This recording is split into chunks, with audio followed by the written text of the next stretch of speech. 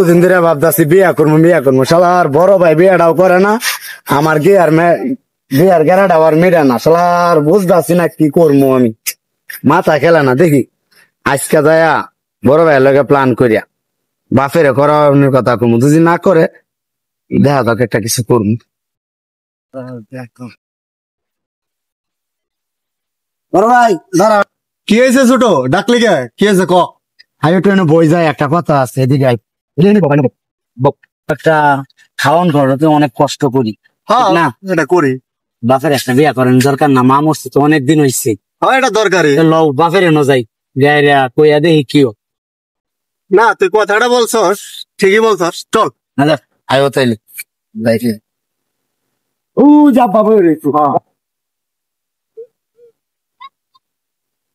আব্বা এনে কি করুন? কি হয়েছে দাদা? কথা আছিল। বয়া রয়েছি তুই, বহ বহ তোটা বহ। আচ্ছা কি হয়েছে, কি কথা? কথা আছিল কি, অনেক দিন আছে মা মরছে, লই নামনে একটা বিয়া করে এলাই।